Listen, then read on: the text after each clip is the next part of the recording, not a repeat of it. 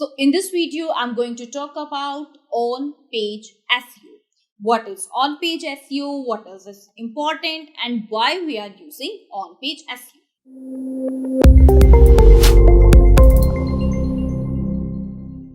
Hello friends, I'm Shivani Goyal. Welcome in WsCube Tech.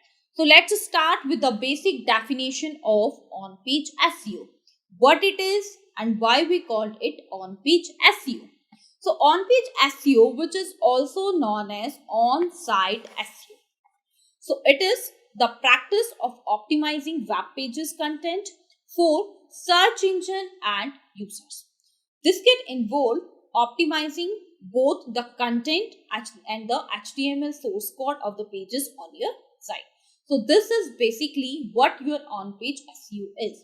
Let's suppose this is your website, and whatever be the changes you are done in this particular site in terms of your title, description, internal link name.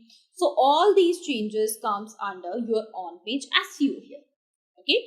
So now what are the on-page ranking factors? On-page ranking factors can have a big impact on your page's ability to rank if optimized properly.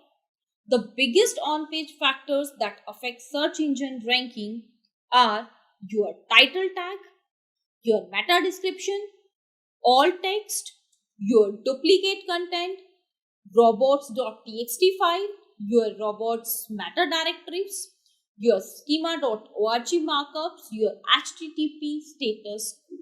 So these all are the important on-page SEO factors. So we have to work on all these factors just to optimize your website for on-page optimization. Okay. Next, other factors we have is your page speed, conversion rate optimization, your domain, your URL optimization, your canonicalization if you have. We have to improve that.